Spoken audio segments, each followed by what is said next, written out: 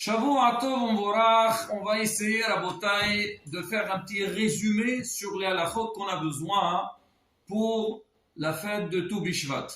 On sait très bien qu'à Tou Bishvat, c'est marqué, c'est bien d'avoir sur sa table toutes sortes de fruits. Moreno Arav, Rabbi Meir Mazouz, il a dit dans son shiur, Miswa, c'est une mitzvah que le soir de Tou Bishvat, on amène des fruits et surtout on regroupe toute la famille et on fait toutes les brachot pour remercier Akadosh Baruch Hu sur tout le chesed qu'il nous fait. Et c'est vrai, quand on vient à table, c'est vrai, on est content, on est joyeux, Baruch Hashem, et on voit toute la beauté qu'il a mis Akadosh Baruch Hu sur terre, et on va voir vraiment comment, comme on dit, Marabo Ma'asech Hashem, quand on voit tous les sortes de fruits qu'il y a, les couleurs, les goûts, ça aussi la beauté, ça nous laisse réfléchir et comprendre la puissance d'Akadosh Baruch Hu. Ça c'est un petit détail, mais quand même c'est important qu'on dit Marabo Ma'asech Hashem. Avant de dire les petites halachot, je voudrais raconter une petite histoire très intéressante. On raconte sur Moreno Arav, Baba Saleh, Zecher Saddiq, ou Kadosh Libracha. Raconter cette histoire, il y a beaucoup de versions, mais toutes les versions ils vont dans le même sens. Une fois il a vu des jeunes qui étaient en train d'étudier. Alors il étudiait le sujet des brachot, et la Mishnah elle dit Hashoté maim litzma'o, celui qui boit de l'eau à sa soif, mevarech she'akol ni'abid varo. C'est-à-dire, si quelqu'un veut boire de l'eau et lui il a soif, il fait la bracha she'akol ni'abid varo. Alors de là on voit qu'on fait la bracha seulement si on a soif. Si on n'a pas soif, par exemple, si l'Orient ou quelqu'un il a avalé de travers, il boit de l'eau, il ne fait pas la bracha. Parce qu'il boit de l'eau, pas parce qu'il veut se nourrir de cette eau-là, parce qu'il a soif, mais plutôt pour faire passer donc l'aliment qui a été bloqué. Alors pareil aussi, si quelqu'un il prend un médicament. Mais sinon, donc il doit faire la bracha chez Akon Yabidvaru. Rabbi Tarfon Omer, Rabbi Tarfon il dit non. Il doit dire Boré Nefashot Rabot.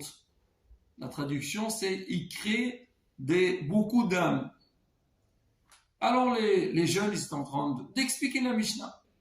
Baba Saleh, il intervient et leur dit écoutez. Moi, je voudrais vous donner le vrai pirouche, l'explication de cette Mishnah-là. On sait qu'on dit En Maïm et la Torah. Ça veut dire la Torah, elle était symbolisée à l'eau. Pourquoi? On dit la Torah Maïm Hayim, l'eau de la vie, l'eau de vie.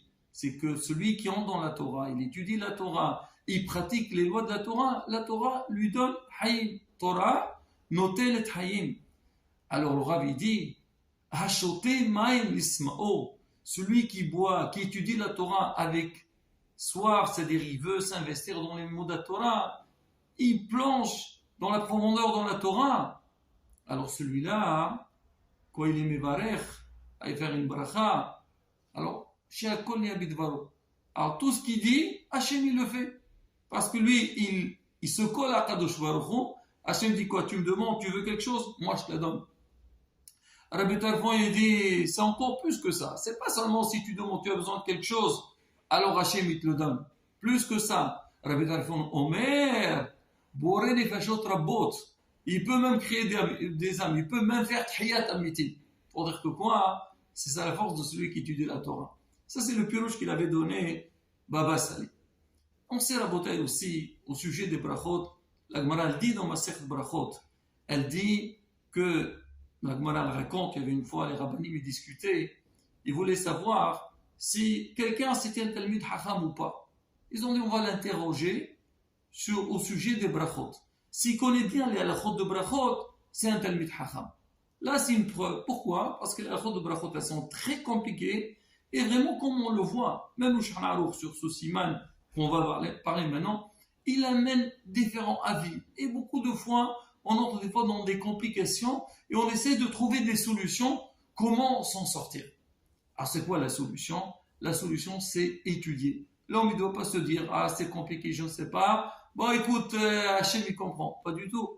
Hachem, bien sûr qu'il comprend. Mais Hachem, il veut qu'on apprenne, qu'on étudie et on fasse les choses bien. Surtout les brachot, on doit faire très attention. Quand un homme il fait la bracha, il ne faut pas arriver à faire hasbe shalom une bracha le batala.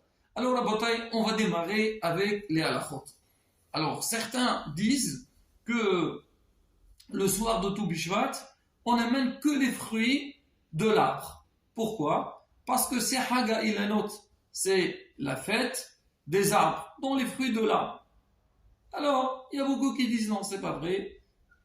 Il faut faire aussi bien sur les fruits de l'arbre et aussi les fruits de la terre. Il faut savoir qu'on dit Rosh Hashanah Ilanot Rabotai, c'est par rapport au Ma'asrot, par rapport à la Shemitah. Il y a beaucoup de règles qui sortent par rapport à cette dette-là de Tou Bishvat.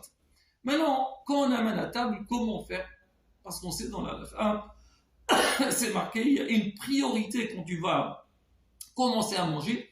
Ne prends pas ce que tu veux. Non, il y a des fruits, ils passent, ou des aliments qui passent avant les autres. Maintenant, il y a un principe qui est connu. On dit, pour savoir c'est quoi l'ordre des brachot, on dit Memaga Esh. Memaga, c'est-à-dire Mem, Gimel, Ayin, Alef, Shin. C'est quoi le premier? Mem, c'est Motzi. Le deuxième, c'est Mezonot. Le troisième, c'est Geffen. Le quatrième, c'est Aetz. Après, Adama. Après, Sheakol. Rabotai, alors je tiens à vous dire, c'est qu'on ne va pas parler que sur les brachot de début. C'est vrai que beaucoup, on a entendu parler, mais je vais parler aussi sur les brachot à la fin qu'on fait. Et souvent, les brachot de la fin, des fois on néglige. Surtout, on le voit. Malheureusement, l'homme, on dit toujours, il mange, il se rassasie. Après, il oublie de faire Birkat Hamazon. Non, tu as mangé, ne bouge pas avant de faire Birkat Hamazon. Shabbat, c'est pareil. Tu as mangé, tu as fait une belle table, tu as chanté, tu as dit des vrais Torah. Des fois, on est fatigué, on s'oublie, on ne fait pas Birkat Hamazon. Non, tu ne te laves pas de la table, on fait Birkat Hamazon. C'est pareil aussi. Des fois, ça arrive qu'on est dans des mariages, dans des fêtes. On fait toutes les brachot, on fait attention. Et à la fin, on part, on oublie de faire Birkat Hamazon. Rabotai, c'est très important. Et justement, on va profiter dans ce shi'ur de dire aussi bien les règles qui concernent les brachot de début et aussi les brachot de la fin. Je vais aller un peu vite par rapport aux brachot de début. C'est que, alors je viens d'expliquer, on a dit que normalement, Birkat Hamossi, elle prime sur tout.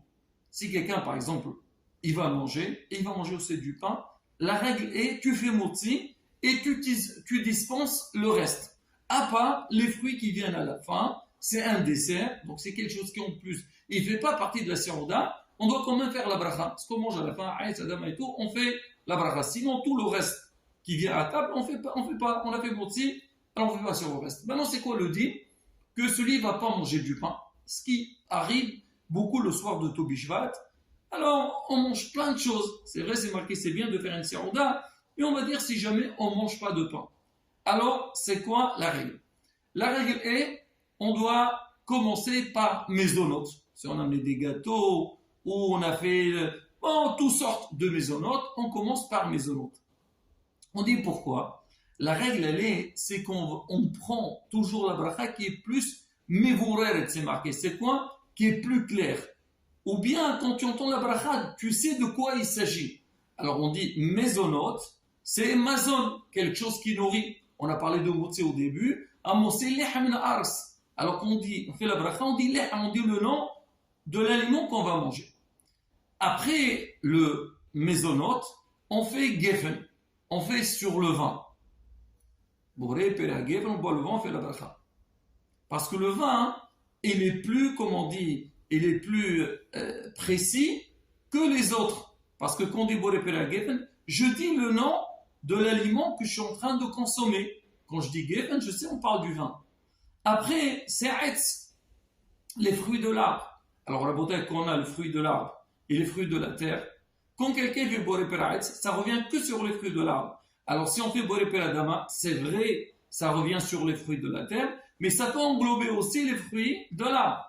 Alors, si quelqu'un s'est trompé, il a fait boré per aetz sur les fruits de la terre, il n'est pas yotse, il n'est pas acquitté de la bracha. Mais s'il a fait boré per adama sur les fruits de l'arbre, il est acquitté. Mais normalement, il faut faire aetz sur les fruits de l'arbre et adama sur les fruits de la terre. Donc, on a dit, on fait aetz, après on fait adama, et après on prend sheakol, parce que sheakol, c'est une bracha qui est générale, elle englobe tout. Maintenant, Rabotai, même au sujet de boré per aetz, il y a une règle. Alors, Shulchan Aruch, il rapporte. Il dit, si jamais on a beaucoup de fruits devant nous, et parmi ces fruits, il y a les fruits d'Eretz Israël. On sait très bien, la Torah elle dit Eres Hita ou Sora, Gefen ou Tena Verimon, Eres Zetchem ou Dvash. La Torah elle parle donc des fruits d'Israël. Elle dit le blé, l'orge. Après, Eres Hita ou Sora, Gefen, les raisins, ou Tena, donc la figue, Verimon, la grenade.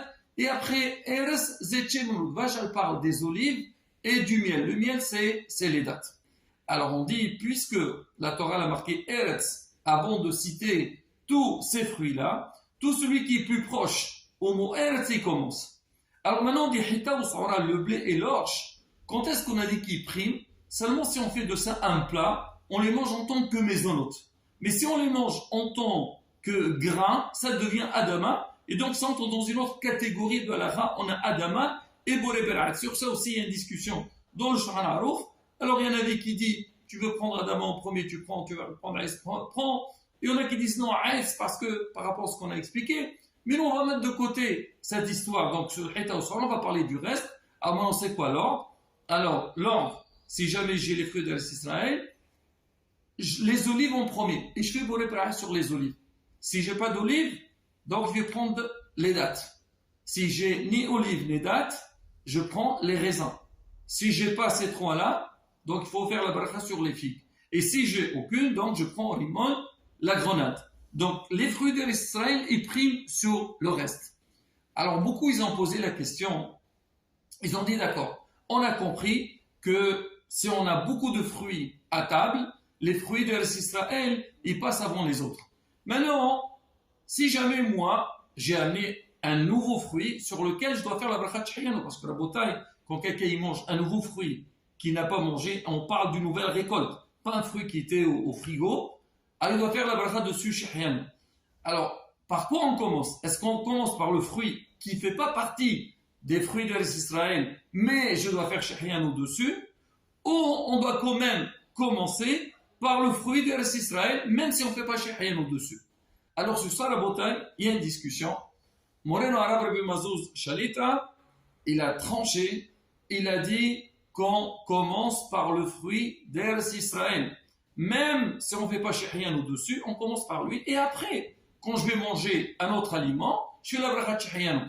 De toute façon, quand moi j'ai fait boré par exemple, on s'imagine, j'ai mangé par exemple des raisins. Après, moi je vais prendre un autre fruit, donc il ne fait pas partie d'Eretz Israël, que lui aussi est Aetz. Je ne fais pas la bracha de Aetz dessus, je fais seulement la bracha de shahyan. Parce que quand j'ai fait boré par sur le premier fruit, j'ai acquitté tous les fruits qui sont à table. Ça, la bouteille, on a dit, grosso modo, les halachot des brachot avant la consommation. Maintenant, on va parler des brachot qu'on fait après qu'on a consommé. Il faut savoir que l'homme, il doit faire la bracha avant de manger et aussi après qu'il a mangé. Alors, par exemple, on sait, nous, pour le pain, on fait Birkat Amazon. Maisonot, on fait Ala Mihya. On mange des fruits, on fait Boré Nefashot. Maintenant, les fruits d'Eretz Israël, si je mange un des fruits d'Eretz Israël et je mangeais Kazaït, je dois faire à la fin, qu'on appelle Me'ain Shalosh. Ou par exemple, j'ai bu du vin, j'ai bu Revi'it, 86 millilitres, à la fin, je dois faire Ala Gefen ou Al Pereha Gefen. Donc, j'ai mangé du Maisonot, je fais Ala Mihya. Et si je mange, par exemple, j'ai mangé des raisins, j'ai mangé plus que Kazaït, je dois faire la bracha dans Ala Aïs ou Al Pereha. Maintenant, si Baruch Hashem, j'ai mangé tout. Alors, comme on a dit, sur le Bishvat, Baruch Hashem, le shefa, on mange de tout et on mange le shi'ur. Maintenant, quelle bracha je dois faire à la fin? Et là, la bouteille, il faut bien écouter et pour savoir comment faire. Alors déjà, si jamais, moi j'ai mangé donc des aliments sur lesquels je dois faire Me'ain Shalosh. J'ai mangé, on a dit par exemple des maisonnotes, j'ai bu du vin et j'ai mangé aussi des fruits d'Eretz Israël. Alors on dit l'ordre qu'on a suivi au début, on doit suivre à la fin. Ça veut dire, on doit faire Baruch Ata Hashem, Ala Miha Ala Kalkala, Ala Gefen Apera Gefen, Ala Aïs Apera Aïs. Ça veut dire on va citer les trois dans la même bracha et à la fin aussi, on va citer les trois. On voit les livres à la bouteille, comme ça, on est sûr et certain de ne rien sauter. Maintenant, la question qui se pose, alors si moi j'ai mangé, c'est vrai, donc ces trois aliments que je viens de citer, mais j'ai mangé aussi des fruits qui ne font pas partie des fruits d'Eretz Israël. et sur lesquels, moi je ne fais pas al-aïs al-pera'is, je dois faire boré nefashot. Qu'est-ce que je fais? Est-ce que je fais la bracha sur Ma'in Shalos, Ala Mahya et tout ça, et je fais après boré nefashot, ou j'ai pas besoin de faire? Pareil aussi, j'ai bu de l'eau, ou j'ai mangé de la viande, alors je dois faire la fin boré nefashot. Comment je fais? Alors déjà, Rabotai, sur ça, vraiment, il y a beaucoup de détails. Alors le premier détail, je commence pour les fruits. C'est-à-dire, si jamais j'ai mangé les fruits de l'arbre d'Eretz Israël, et j'ai mangé aussi des fruits d'arbres qui ne font pas partie des fruits d'Eretz Israël, alors quand je fais al-aïs ou al-pera'is, j'ai pas besoin de faire boré nefashot. Parce que quand je dis al-aïs ou al-pera'is, j'englobe aussi donc les autres fruits, même s'ils ne font pas partie des fruits d'Eretz Israël. Maintenant, pareil, par exemple, quand j'ai mangé, on va dire, des gâteaux. Je dois faire ala mihya. J'ai mangé aussi du riz. Alors le riz, on fait boré ménémézon dessus, mais à la fin, je fais boré nefashot. Alors si jamais j'ai mangé des gâteaux et j'ai mangé aussi du riz, à la fin, j'ai pas besoin de faire boré nefashot sur le riz. Quand je vais faire ala mihya sur donc les mésonotes, j'ai englobé aussi le riz. J'ai pas besoin de faire la bracha dessus.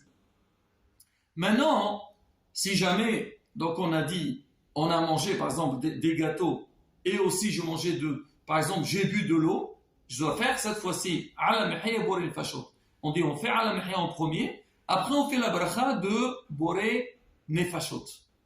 Maintenant, si quelqu'un il a mangé des fruits de la terre, boré pereha adama. Alors boré pereha adama, c'est pas boré pera'itz. Alors boré pereha adama, on peut pas l'acquitter avec ala mihya. Maintenant, est-ce qu'il est acquitté par boré pera'itz ou al-aïs ou al-pera'itz? Il y a une discussion dans l'halakha, et certains ils disent non, il n'est pas acquitté par al-aïs ou al-pera'itz parce que ça c'est aïs, ça c'est adama, et certains ils disent non, il est acquitté parce que quand on fait al-aïs ou al-pera'itz, on parle aussi des fruits de la terre. Alors qu'est-ce qu'on fait? Alors on dit donc ce cas-là, même qu'en général, je dois faire la bracha de Ma'in Shalosh, après je fais boré nefashot, cette fois-ci, je fais boré nefashot avant al-aïs ou al-pera'itz. Comme ça, moi, si jamais je vais faire al-aïs ou al-pera'itz, je vais acquitter donc le boré peradama par boré nefashot, mais si je fais boré nefashot avant, je ne suis pas concerné et je peux faire après al-aïs ou al-pera'itz, c'est-à-dire sur les fruits de la terre, j'ai déjà fait boré nefashot, et sur les fruits, donc les fruits de Israël, je fais la bracha de al-aïs ve'al pera'itz. On dit, c'est pas seulement sur les fruits de la terre, même le riz. Par exemple, si j'ai mangé du riz, on a dit on fait boré nefashot. Et j'ai mangé aussi des fruits d'Eretz Israël, que je dois faire al-aïs ou al-pera'itz. Alors dans ce cas-là, on nous dit, alors tu fais boré nefashot sur le riz en premier, après tu fais al-aïs ou al-pera'itz. Pourquoi? Parce que si jamais tu as fait al-aïs ou al-pera'itz, vu que le riz, lui aussi, il pousse de la terre, peut-être il a été acquitté par al-aïs ou al-pera'itz. Et donc, je ne dois pas faire la bracha de boré nefashot. Pour sortir du safer, je fais boré nefashot avant, après je fais la bracha al-aïs ou al-pera'itz. Mais si jamais j'ai déjà fait al-aïs ou al-pera'itz, je ne fais pas boré nefashot sur le riz. Parce que peut-être il est déjà inclus dans la bracha de al-aïs vers al-pera'itz. Voilà Rabotai. Donc, en gros, donc les brachot qu'on doit faire au début et à la fin. Alors, encore une fois, c'est important si on peut avoir des sfarim devant nous pour connaître donc la règle de chaque chose. Tout ce que je viens de dire à la bataille, c'est pas très compliqué, ça a l'air d'être un peu flou, je pense pas flou, mais c'est un peu compliqué, pas du tout. On écoute bien et on voit que Be'azat Hashem, tout est clair, on peut tout comprendre. Surtout, c'est marqué dans les sfarim, c'est bien au moment qu'on va faire les brachot. Et on a glissé un peu, il y a des perkitilim qu'on lit. Le Bahim Falad, j'ai dit que les perkitilim qu'on lit entre tous les fruits et tout ça, donc il y a une grande simbola Bezat Hashem pour avoir une année donc très propice. Surtout, pensez au Etrog. On dit c'est une grande simbola que le jour de Topishvat, faire la bracha, donc être mitkaven, que Bezat Hashem on aura un bon Etrog. רצון הקדוש ברוך הוא יקבל תפילותינו ברצון, ונזכה לשנה מבורכת בעזרת השם, il y aura une grande abondance, et on נזכה לגאולה השלמה במהרה בימינו, amen qui reste. Rabotai, je tiens à dire que ce soir, le soir de Tou Bishvat, c'est la Iloula de notre maître Rabbi Houri, le fils de Rabbi Haim Houri, que lui-même, Rabbi Haim Houri, il a dit que son fils, il a un niveau très très élevé, pratiquement il a dit que, bon, je ne peux pas dire qu'il le dépasse, mais en tout cas pour dire 50, c'est-à-dire, donc si on peut allumer une bougie, donc c'est très important. Hespo et Imso.